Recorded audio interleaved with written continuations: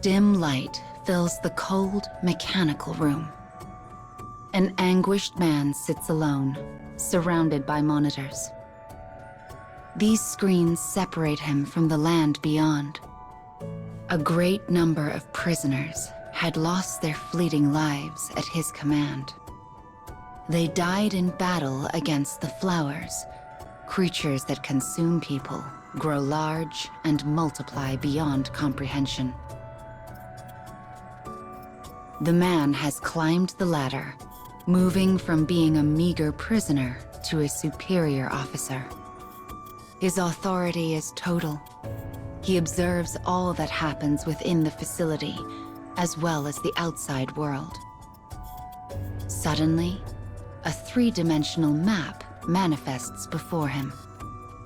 It displays the base in bright crimson colors. Lights flash, warning him it is at risk.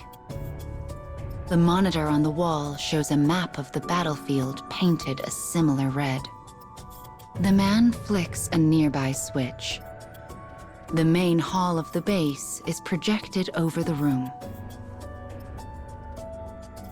He sees row upon row of soldiers, all employed in service to the facility. They are prisoners who have no choice but to fight. They turn to the man and lift their right hands high in recognition of his authority. He stares at them wordlessly. Then, with a decisive nod, he makes an announcement. Our time has come. We will now commence the extermination of the flowers. I expect you to give all to this struggle, up to and including your lives.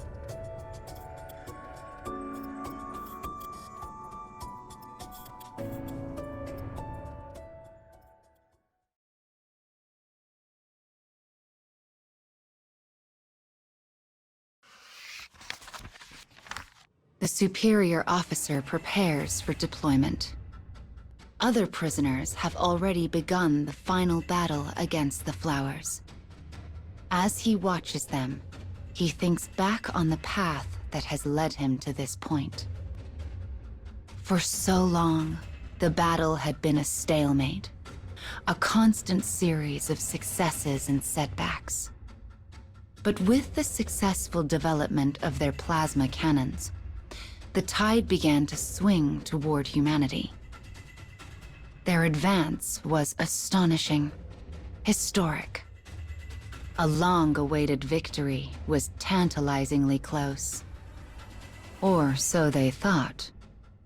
Ah, but fate is cruel. Perhaps it was due to their degraded equipment. Perhaps an effect of the flowers' attacks. Though the reason eludes the man, the base has fallen into a state of collapse. The damage done to it is now beyond their ability to repair. Soon, they will be unable to create more weapons. They must secure a victory before that day. They must. It is a reckless plan, but not one without method. Though slim, there remains a chance of victory. But to achieve it, they must thread a silver needle in the dark. Knowing this, the man has ordered an all-out attack. As his gaze sweeps over the prisoners, his compatriots, he murmurs two quiet words. I'm sorry. They throw themselves into the fray, tossing aside their own lives without knowing they are humanity's last chance. The man swallows his guilt and readies his weapon. A woman comes to stand beside him, his wife.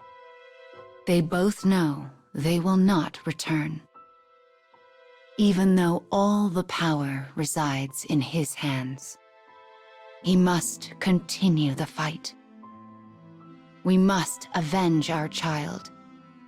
Who said the words first? Perhaps they spoke them together. After all, They have both said them unconsciously countless times before. And with those words settled in their hearts, they set out for their ends.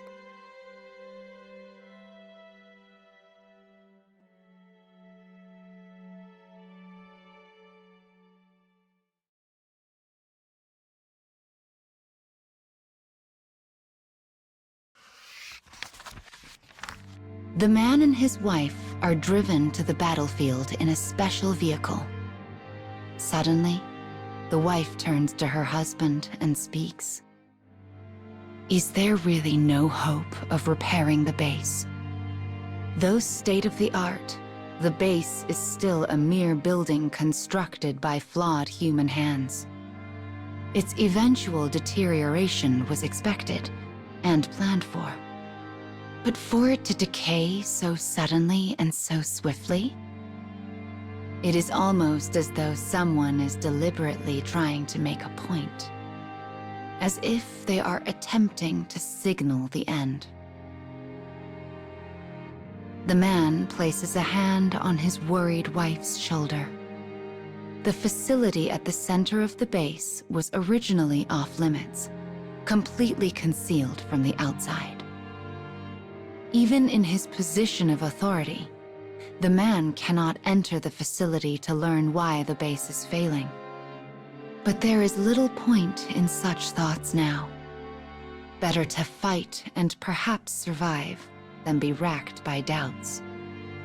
For if they do survive, there will be much work to be done bringing humanity back from the brink of extinction. Though the wife quakes in fear, she senses her husband's determination and nods quietly. In that moment, their wills align. But then, a flower attacks their vehicle. The massive abomination crashes down upon them with the force of a meteor. It happens so fast, the couple does not even have time to voice regret. It is a savage end and wholly unsatisfying. The vehicle in which the man and woman sit is crumpled beyond recognition, killing them both before they can draw their next breath.